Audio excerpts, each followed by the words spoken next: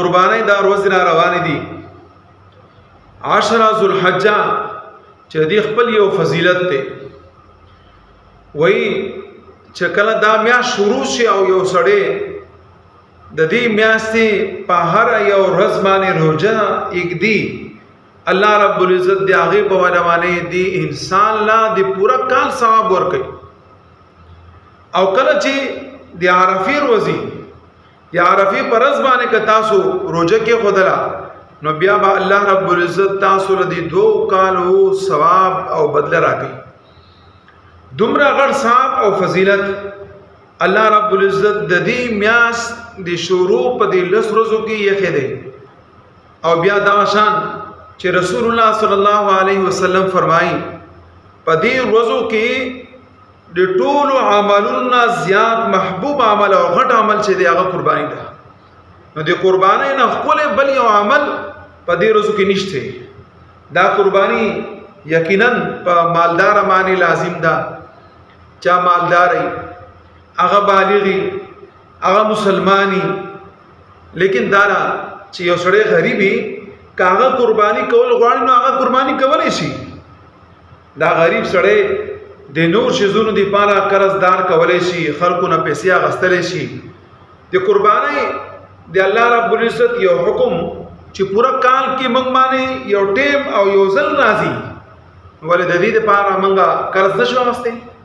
او دا یاد ساتئ کبل فرض یو سړی د قرباني لپاره پیسې علي او بیا هغه قرض باندې قرباني کوي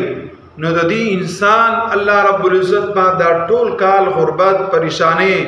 مرزونه ټول به ختم کړي ځکه چې رسول الله صلی الله علیه وسلم فرمایي چې کله یو انسان قرباني کوي او دی هغه د زناور یو دی وینې قطره چې پسمکه باندې اړتا وشي د هغې په وجه باندې الله پاک د دې انسان ټول ګناهونه ختم کړي او چې کله ته قرباني کوي نو دا قرباني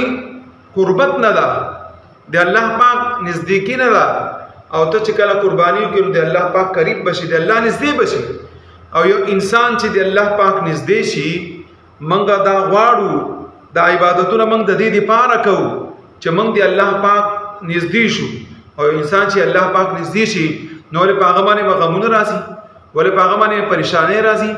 بالکل به ناراضي الله پاک به دا انسان محفوظ او ممنون ساتي نو دی قرباني په دې روز کې غفلت مه کوئ کوشش وکړئ چې قرباني وکړئ که په اول ورځ باندې نشئ کولی په دویمه ورځ باندې وکړئ که په دویمه ورځ نشئ کولی او زناور ګراني څاروي ګراني نو په درېیمه ورځ باندې قرباني وکړئ لیکن د قربانۍ نه خپل ځان بچ کوئ مو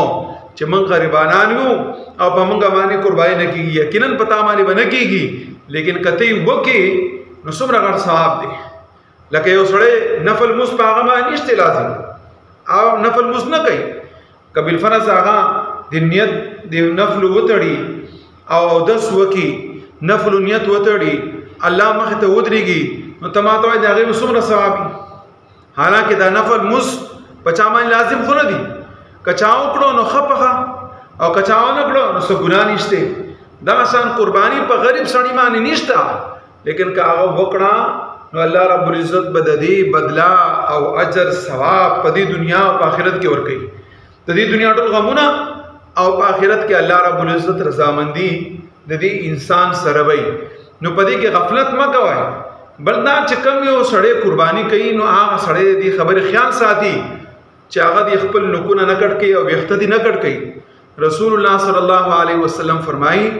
من اراد یضحی فلا یاخذ من شعره واظفاره شیئا یو سړی غواړي چې زه قرباني وکم نو هغه سړی له دا پکار دا چې خپل ویښته دې نه کټ کوي او خپل نکونه دې نه کټ کوي نو د دې خبرې په ځان باندې پابندي ولګوئ کله کله انسان په ځان خبر نه او دا اصل په ګوتو کې دا ویښته نیسي او راکاږي نو دې نه لږ احتیاط کوئ کله کله یو سړی دا مثلا په پوزه کې چې کوم دی ګوته دننه کی او ویښته راوباسي نو د دې نه لږ خیال ساتئ ولې د دې په وجه باندې هغه ثواب چې کوم الله رب العزت ستاسو لپاره مقرر کړی دی